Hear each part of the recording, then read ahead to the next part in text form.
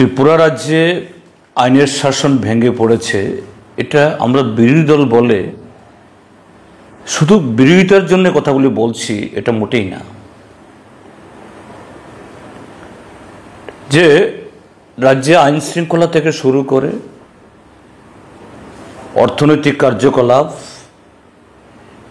শিক্ষা, সংস্কৃতি, অর্থাৎ সব মিলিয়ে রাজ্যের মানুষ যাতে তার গণতান্ত্রিক অধিকার এবং তার দায়িত্ব পালনে আমাদের দেশের সংবিধান যেরকমভাবে সেই সুযোগ করে দিয়েছে, তা সুন্দরভাবে ক্ষমতায় যে দলের সরকারই থাকুন এটা ভোগ করতে পারেন। আমরা সর্বদা তা চাই এবং আমি নিশ্চিত সর্বকালে এবং এখনো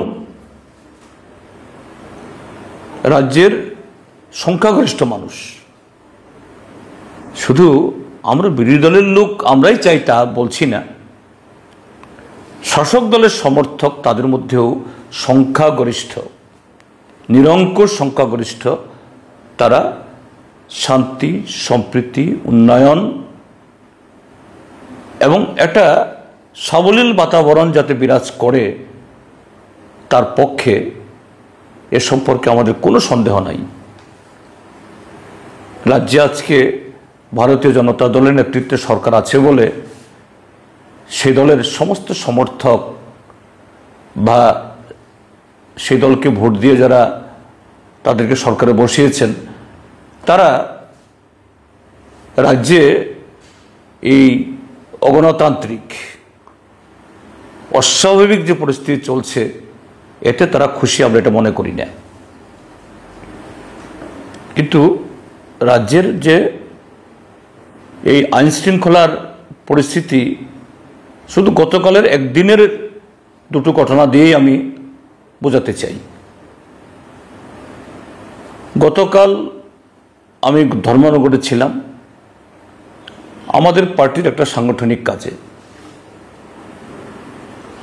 তো এটা কাকতালীয়ভাবে, এটা আমার সাথে আগে থেকেই এরকম প্রোগ্রাম ছিল তা নয়, ধর্মনগর আমাদের যে পার্টি দপ্তরে আমার সভা, সেই দপ্তরেরই হল ঘরে ত্রিপুরা মোটর শ্রমিক ইউনিয়নের ধর্মনগরের মহকুমার সম্মেলন। আবার গতকাল নাকি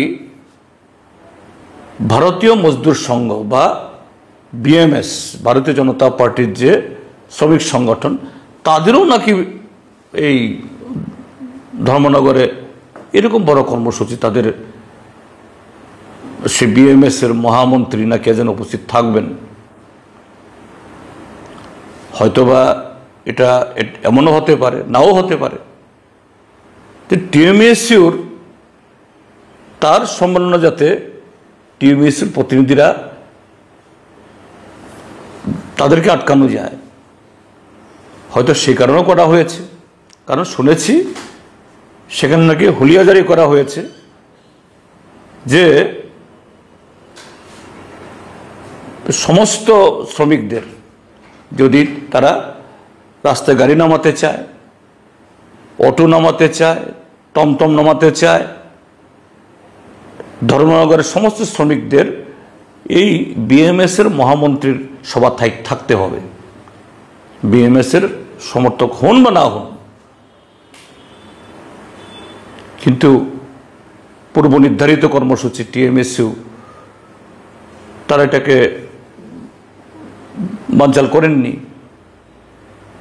এবং যেহেতু একই কমপ্লেক্সে আমারও প্রোগ্রাম, আমাকে তারা আমন্ত্রণ জানালেন যে আপনি যদি দয়া করে আমাদের যে সাধারণ সভাতে, সম্মেলন তো তারা নিজেরা করবেন, যে এই সম্মেলনকে কেন্দ্র করে একটা এই সভা ডেকেছেন তারা, শুধু প্রতিনিধিরা না, ধর্মনগরের অন্যান্য আমজনতা তারাও এসছেন, ভালো সংখ্যক।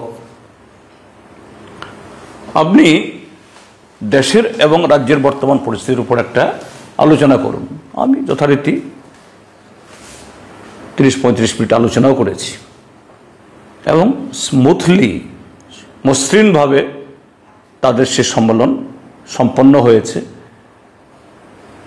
যে বিএমএসের হুলিয়া সত্ত্বেও টিএমএসইউর প্রতিনিধি যাদের হওয়ার কথা তাদের কাউকে আটকাতে পারেনি। সবাই বলা যেতে পারে একটা চ্যালেঞ্জ নিয়ে তারা সম্মেলনে এসেছেন, সম্মেলন করে গেছেন শান্তিপূর্ণভাবে, কোনো ধরনের অন্যথা কিছু হয়নি। কিন্তু অপরদিকে এই মহামন্ত্রীর যে উপস্থিত সভা, আজকে পত্রপত্রিকাতে উঠেছে যে বিএমএসের দুটা গোষ্ঠীর মধ্যে সশস্ত্র লড়াই, প্রায় প্রাণে মেরে ফেলার মতো উপক্রম। একজন বাবুল দেব না কি জানি একজন নাম, ঠিক আমার মনে নেই এখন, তিনি ফেসবুক লাইভে এসে বলছেন 25টা বছর ত্রিপুরার যে বাম জমানা ছিল, আমি বরাবরই এই টিএমএসইউর বিরোধী সংগঠন, অর্থাৎ তখন কংগ্রেস বা বিজেপি ছিল না, বাম বিরোধী সরকার বিরোধী সংগঠন করেছি। কোনো দিন আমার উপর হামলা হয়নি, আমার যে প্রাণ কেড়ে নেওয়ার জন্য এরকম